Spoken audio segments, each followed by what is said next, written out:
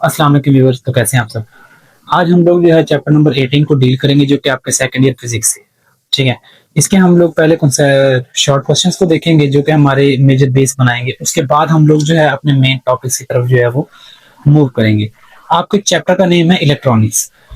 Electronics की अगर हम बात करें ना, आज के वक्त के अंदर, मॉडर्न दौर के अंदर हमारे पास जो भी चीजें हैं आप लोगों की, वो किस चीज के ऊपर वर्क कर रही हैं?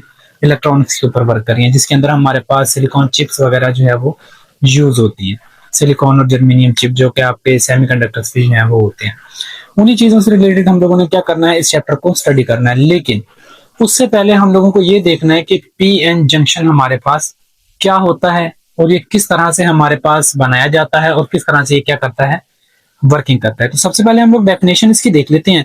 उसके बाद आप लोगों को जो है डिटेल से समझाएंगे कि हमारे पास पी एन जंक्शन जो है वो होता क्या है, जिसमें आपके एमसीक्यूज और आपके शॉर्ट क्वेश्चन जो है वो क्या हो जाएंगे, सॉल्व आउट हो जाएंगे। तो चलें हम स्टार्ट करते हैं। हमारा जो टॉपिक है वो हमारे पास है brief review of P N junction. हमने सबसे पहले ब्रीफ रिव्यू देना है कि पी एन जंक्शन हमारे पास क्या होता है। A crystal of silicon or germanium is grow in such way that one half is doped with trivalent impurity, other half is doped pentavalent impurity. It is called p-n junction. अब देखें हमारे पास क्या होता है कि अगर हम लोग क्या करें, किसी भी सिलिकॉन या जर्मेनियम के क्रिस्टल के अंदर ट्राइवेलेंट या पेंटावेलेंट इम्प्योरिटी को ऐड कर दें तो हमारे पास क्या हो जाता है, पीएन जंक्शन बन जाता है। अगर आप लोग जो है अपना चैप्टर नंबर 17 अच्छे से पढ़ के आए हैं तो आप लोगों को याद होगा कि उसमें आप लोगों ने एक्सट्रिंसिक सेमीकंडक्टर जो है वो स्टडी किया था, जिसके अंदर आप लोगों ने पी टाइप सेमीकंडक्टर और एन टाइप सेमीकंडक्टर को क्या किया है, स्टडी किया है। अब देखें जो पी टाइप सेमीकंडक्टर होते हैं ना हमारे पास, तो उसमें हम लोग क्या करते हैं, उसमें हम लोग ऐड करते हैं, हम लोग जो है वो ऐड करते हैं ट्राइवेलेंट इम्प्योरिटी। ठीक है, अब ट्राइवेलेंट इम्प्योरिटी ऐड करने से होता क्या है, हमारे पास किसी भी वैलेंस शेल को कंप्लीट करने के लिए क्या होते हैं, 8 इलेक्ट्रॉन जो है वो रिक्वायर्ड होते हैं। सिलिकॉन और जो जर्मेनियम होते हैं उन दोनों के ही वैलेंस शेल के अंदर 4-4 इलेक्ट्रॉन होते हैं, क्योंकि पीरियोडिक टेबल के 8 ग्रुप से हम क्या करते हैं, बिलोंग करते हैं। हम इनके अंदर इम्प्योरिटी ऐड करते हैं। पहले हम लोग ऐड करते हैं ट्राइवेलेंट इम्प्योरिटी। ट्राइवेलेंट का मतलब है ऐसे एलिमेंट उठाने पीरियोडिक टेबल के आप लोगों ने जिसके वैलेंस शेल के अंदर क्या हो, 3 इलेक्ट्रॉन हो हमारे पास। ठीक है, अब 4 तो सिलिकॉन के खुद होते हैं, ट्राइवेलेंट इम्प्योरिटी इसमें ऐड करते हैं, 3 इलेक्ट्रॉन और आ जाते हैं, तो 7 हो गए। एक हमारे पास वैकेंसी जो है वो वहां पे क्या हो जाती है, क्रिएट हो जाती है, जिसको आप क्या बोलते हैं, होल बोलते हैं। वो जो होल है वो हमारे पास क्या होता है, पॉजिटिवली चार्ज होता है। ओके, उसके बाद आपने देखा N type semiconductor. N type semiconductor के हमारे पास क्या होता है कि हम लोग पेंटावेलेंट इम्प्योरिटी ऐड करते हैं। पेंटावेलेंट का मतलब है आपने ऐसे जो है वो एलिमेंट उठाने हैं जिसके अंदर क्या हो, जिसके वैलेंस शेल के अंदर हमारे पास 5 इलेक्ट्रॉन, ठीक है, पीरियोडिक टेबल के 5th ग्रुप से हमारे पास क्या करते हैं, बिलोंग करते हैं। तो हमारे पास क्या करते हैं, जब हम इनको सिलिकॉन के अंदर ऐड करते हैं, जर्मेनियम में ऐड करते हैं, जर्मेनियम के 4 और हमारे पास इम्प्योरिटी के 4 मिलकर वैलेंस शेल कंप्लीट करते हैं और हमारे पास एक इलेक्ट्रॉन जो है वो फ्री रह जाता है। उसको आप लोग क्या बोलते हैं, फ्री इलेक्ट्रॉन का नाम देते हैं, जो कि हमारे पास क्या होता है, डोनर होता है। और होल को आप लोग क्या बोलते हैं, एक्सेप्टर बोलते हैं। सेम एज इट इज यहाँ पर वो क्या हो रहा है, ये हमारे पास एक वेपर फॉर्म हो रहा है। अब वो हमें कहता है कि हम लोग क्या करें, एक बैरियर बना लेते हैं। ठीक है, एक जंक्शन बनाए आप, तो ये हम लोग ना एक जंक्शन बना लेते हैं। ये हमने एक जंक्शन बना दिया। ठीक है, इसके सेंटर में हम लोगों ने एक बैरियर लगा दिया। बैरियर में एक साइड पर आप लोगों ने पी टाइप और दूसरी साइड पे क्या कर दिया, एन टाइप मटेरियल जो है वो डाल दिया। अभी मैंने आपको बताया है कि पी टाइप के अंदर जो चीज बनती है वो हमारे पास होते हैं होल, जो कि मेजोरिटी में होते हैं। ओके, ये इस तरह से हमारे पास होल बन जाएंगे। और एन टाइप के अंदर जो चीज हमारे पास मौजूद होती है मेजोरिटी के अंदर, वो हमारे पास होते हैं इलेक्ट्रॉन, जो कि हमारे पास डॉटेड फॉर्म में, ये हमारे पास इलेक्ट्रॉन होते हैं।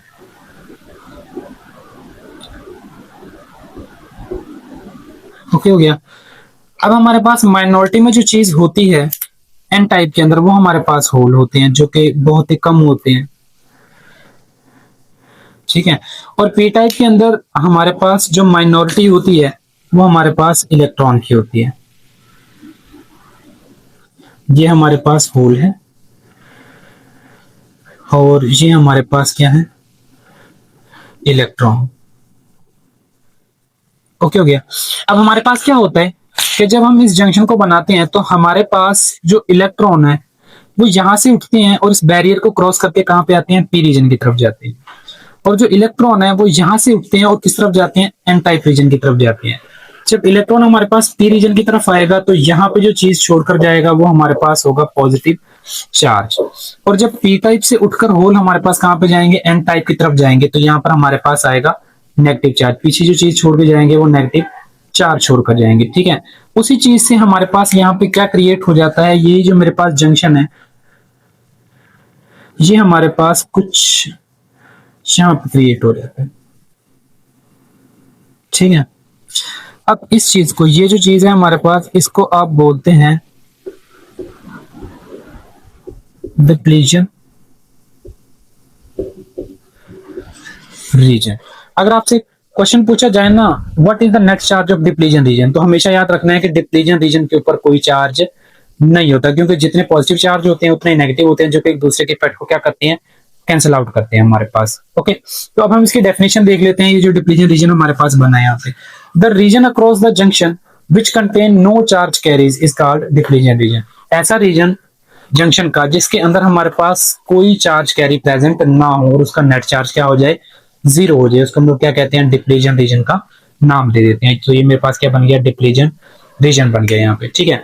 अभी मैंने आपको बताया कि हमारे पास जब इलेक्ट्रॉन उठ के पी की तरफ जाएगा और होल उठकर एन की तरफ जाएगा, इलेक्ट्रॉन अपने पीछे पॉजिटिव चार्ज छोड़ के जाएगा और जो होल है वो अपने पीछे क्या छोड़ के जाएगा, नेगेटिव चार्ज छोड़ के जाएगा। तो यहाँ पर हमारे पास ये जो चार्जेस हैं वो कुछ इस तरह से बिल्ड होना स्टार्ट हो जाते हैं। यहाँ पे पॉजिटिव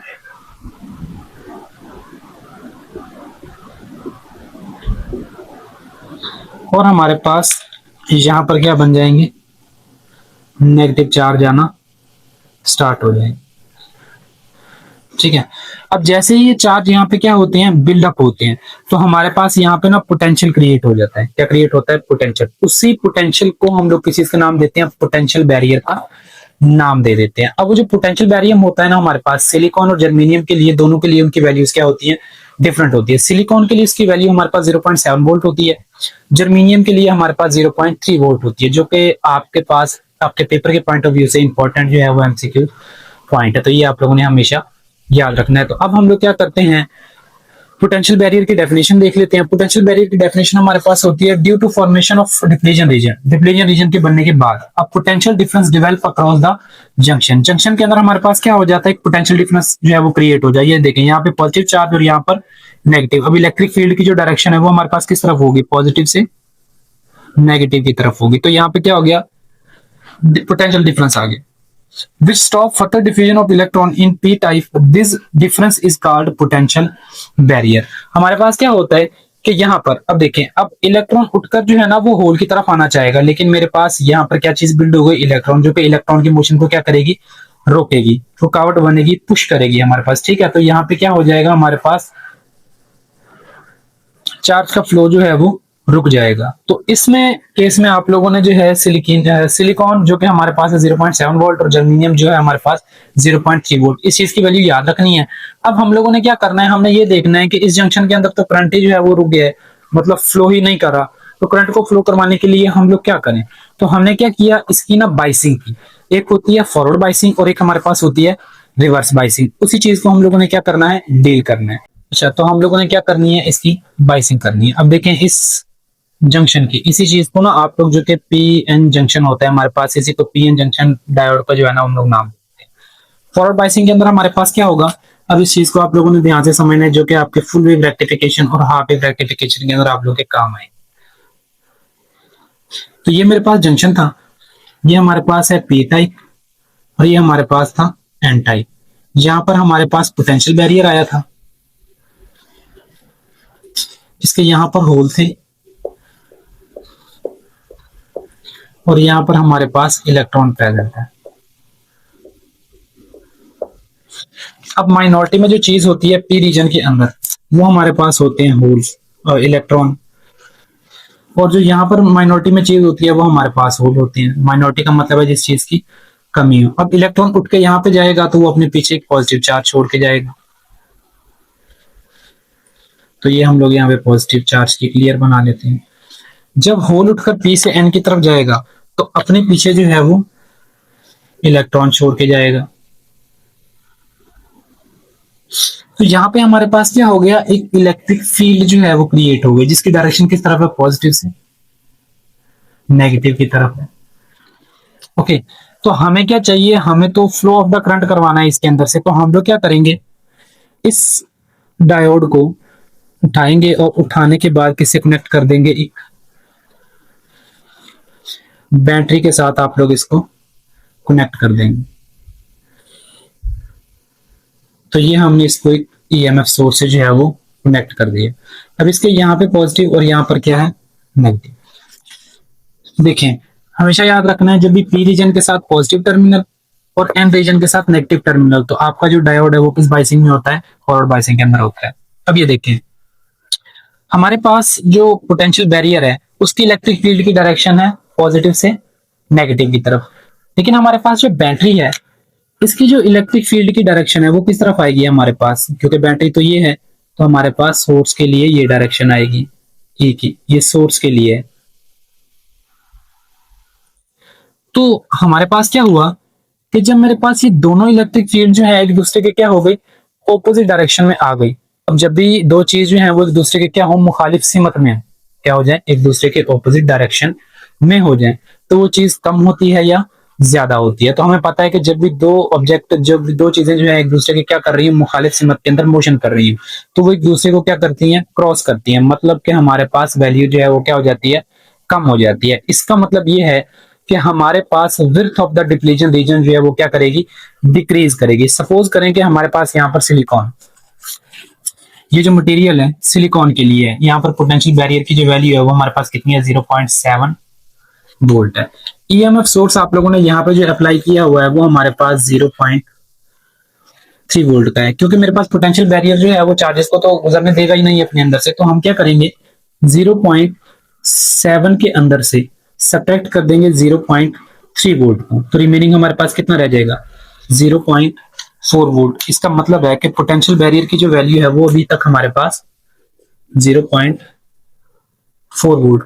तो हमारे पास क्या हुआ कि ये जो वैल्यू है वो हमारे पास क्या हुई, डिक्रीज हुई, लेकिन पोटेंशियल बैरियर जो है वो हमारे पास क्या है, अभी भी यहाँ पे प्रेजेंट है, जो कि चार्जेस को मूव करने नहीं देता। लेकिन अगर मैं क्या करूं कि किसी तरह से इस वैल्यू को जो है वो खत्म कर सकूं और चार्जेस जो है वो मूव करना स्टार्ट कर दे, क्योंकि विड्थ तो मेरे पास डिक्रीज होगी, जिससे रेजिस्टेंस भी हमारे पास कम होगी, लेकिन फ्लो ऑफ द करंट क्या होगा, ज्यादा नहीं होगा, वो हमारे पास कम होगा।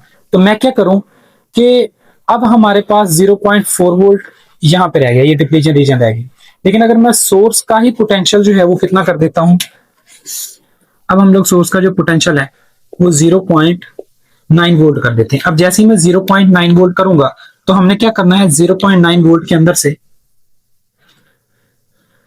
0.7 वोल्ट को क्या कर देना है, सब्ट्रैक्ट कर देना है। तो बाकी आपके पास जो चीज रहेगी वो हमारे पास कितनी रह जाएगी, 0.2 वोल्ट रह जाएगी। इसका मतलब है कि अब मेरे पास क्या होगा कि ये जो हमारी डायरेक्शन है इलेक्ट्रिक फील्ड, जो कि हमारे पास ऑपोजिट डायरेक्शन में थी, वो अब क्या करेगी, इलेक्ट्रॉन की मोशन को सपोर्ट करना स्टार्ट कर देगी। इलेक्ट्रॉन हमारे पास जंप करना स्टार्ट कर देंगे एम रीजन से पी रीजन की तरफ, क्योंकि हमारे पास पोटेंशियल बैरियर की वैल्यू जो है वो क्या हो चुकी है, खत्म हो चुकी है। अब हमारे पास ये जो सोर्स है वो 0.2 वोल्ट जो है सपोर्टिंग फोर्स दे रहा है किस चीज को, इलेक्ट्रॉन को, जिससे इलेक्ट्रॉन उठकर एन रीजन से कहां पे जंप करेंगे, पी रीजन की तरफ जंप करेंगे, और आपके सर्किट के अंदर क्या करेंगे, करंट मूव करवाना या फ्लो करवाना क्या कर देंगे, स्टार्ट कर देंगे। तो ये होता है हमारे पास forward biasing. I hope so आप लोगों को ये जो टॉपिक है वो समझ आया होगा।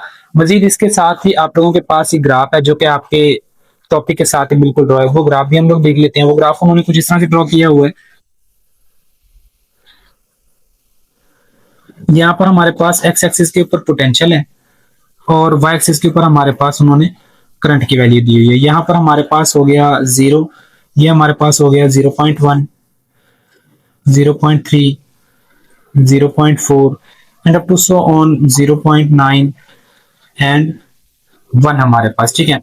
तो वो हमें कहता है कि मैंने क्या किया, पहले सोर्स को पोटेंशियल दिया 0, तो कोई करंट फ्लो नहीं हुआ, 0.1 दिया तब भी नहीं हुआ, 0.3 दिया तब भी नहीं हुआ, 0.4 दिया तब भी नहीं हुआ, 0.9 जैसे ही हमने करंट दिया है तो आपके करंट की जो वैल्यू है वो एकदम से क्या कर गई, शूट आउट कर गई। शूट आउट का मतलब है रैपिडली हमारे पास ऊपर की तरफ निकल गई। क्यों? क्योंकि आपका जो एक्सटर्नल सोर्स है वो अब आप क्या कर रहा है, आपके इलेक्ट्रॉन को सपोर्टिंग फोर्स प्रोवाइड कर रहा है, जो कि एन से किस तरफ जाएंगे, पी की तरफ हमारे पास जाएंगे। ओके, और यहां पर आपके पास जो वैल्यू है वो 20, 40, 60, 80। यहाँ पर करंट की वैल्यू, और जो करंट की वैल्यू है वो हमारे पास मिली एम्पियर के अंदर होती है। तो ये हमारे पास दो वैल्यूज आ जाती हैं यहाँ से, ठीक है, जो कि हमारे पास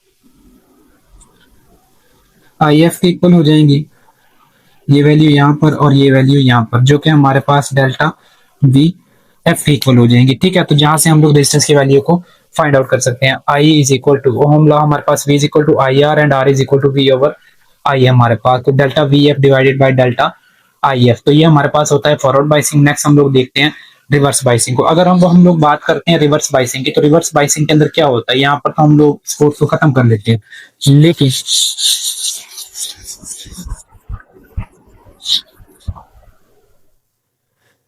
रिवर्स बाइसिंग के अंदर हमारे पास क्या हो,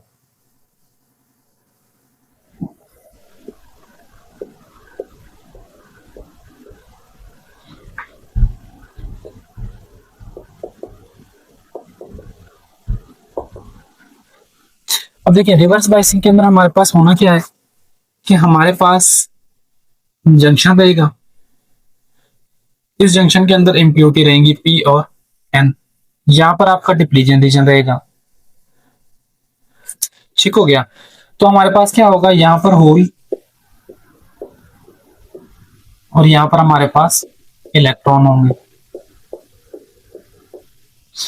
इलेक्ट्रॉन जब उठकर जाएगा तो अगेन हमारे पास पॉजिटिव चार्ज छोड़ के जाएगा, पॉजिटिव पॉजिटिव पॉजिटिव और ये पॉजिटिव। होल उठकर इधर आएगा तो वो हमारे पास नेगेटिव चार्ज छोड़ के जाएगा। इसको हम लोगों ने क्या करना है, एक ईएमएफ सोर्स के साथ लगा देना है, यहाँ पर नेगेटिव और यहाँ पे क्या हो गया हमारे पास पॉजिटिव। तो देखिए जब भी आपका पी टाइप टर्मिनल जो है वो किसके साथ कनेक्ट हो, नेगेटिव के साथ, और एन किसके साथ कनेक्ट हो, पॉजिटिव के साथ, तो आप लोगों ने याद रखना है आपका जो डायोड है वो हमारे पास रिवर्स बाइसिंग के अंदर है। अब हमारे पास पोटेंशियल बैरियर की जो मोशन होती है ना, या पोटेंशियल बैरियर का जो फील्ड डिफरेंस होता है हमारे पास, वो होता है पॉजिटिव से नेगेटिव की तरफ ई, जो कि हमारे पास है 0.7 वोल्ट। अब देखिए पॉजिटिव के साथ पॉजिटिव और नेगेटिव के साथ क्या है, नेगेटिव। तो हमारे पास एक्सटर्नल सोर्स की जो फील्ड होगी वो हमारे पास क्या होगी, सपोर्ट करेगी आप लोगों की स्पीड,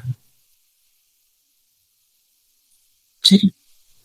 अब हमारे पास क्या होगा, जब दो चीजें एक दूसरे को सपोर्ट कर रही हैं, क्या कर रही हैं, दो चीजें एक दूसरे को सपोर्ट कर रही हैं, तो वो वैल्यू में क्या हो जाती हैं, इनहांस हो जाती हैं हमारे पास। अब सपोज कि यहाँ पर सिलिकॉन के लिए 0.7 वोल्ट की वैल्यू थी, यहाँ पर आप लोग वैल्यू ले लेते हैं, ईएमएफ सोर्स की जो वैल्यू है वो मैं ले लेता हूँ 0.5 वोल्ट। अब आप क्या करें, 0.7 वोल्ट के अंदर 0.5 वोल्ट को ऐड कर दें, तो ये वैल्यू हमारे पास 1.2 वोल्ट बन जाएगी। मतलब पहले तो ये मेरे पास 0.7 थी, अब हमारे पास कितनी हो गई, 1.2 वोल्ट हो गई। मतलब कि मेरे पास ये जो डिप्लीजन रीजन की विड्थ है वो हमारे पास क्या कर चुकी है, इंक्रीज कर चुकी है, जिससे हमारे पास फ्लो ऑफ करंट जो है वो क्या हो जाएगा, मिनिमम हो जाएगा। क्यों, क्योंकि हमारे पास जो रेजिस्टेंस है वो क्या कर जाएगी, इंक्रीज कर जाएगी। इसी चीज को आप लोग किस चीज का नाम देते हैं, फॉरवर्ड बाइसिंग का, रिवर्स बाइसिंग का जो है वो नाम देते हैं। इसमें कुछ पॉइंट हैं जो आप फॉरवर्ड बाइस और रिवर्स बाइसिंग के अंदर जो है वो लिख सकते हैं, वो आप लोग यहाँ पे राइट डाउन कर लें कि हमारे पास रिवर्स बाइसिंग के अंदर, फॉरवर्ड बाइसिंग के अंदर हमारे पास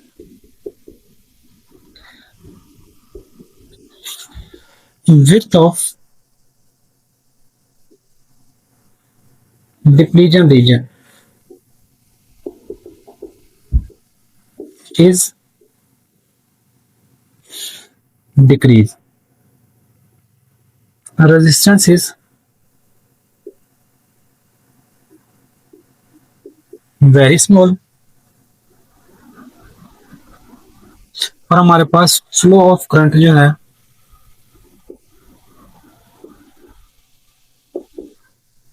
इज मैक्सिमम। लेकिन रिवर्स बाइसिंग क्या होता है, इसी के ऑपोजिट प्रोसेस होता है हमारे पास। रिवर्स बाइसिंग यहाँ पे क्या होगा, विड्थ ऑफ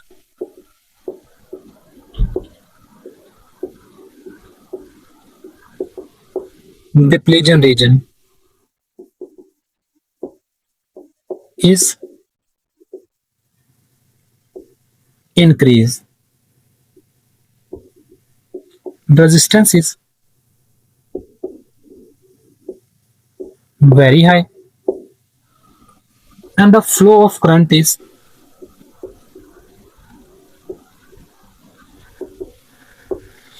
मिनिमम, मतलब करंट तो फ्लो करेगा लेकिन इतना कम फ्लो करेगा कि आप लोग उसको मैयर तो हम लोग कर लेंगे, लेकिन उस चीज की जो वैल्यू है वो हमारे पास क्या होगी, निग्लिजिबल होगी। तो ये हमारे पास होता है brief review of PN junction. I hope so आप लोगों को ये जो वीडियो है वो समझ आई होगी, और लेक्चर में अगर आपका कोई क्वेश्चन है, कुछ भी आप लोगों को जिसमें चीज में आपको प्रॉब्लम आ रही है, वो आपको क्या कर सकते हैं, कमेंट बॉक्स के अंदर क्वेश्चन छोड़ सकते हैं, जिसका आंसर देने की हम लोग क्या करेंगे, आपको कोशिश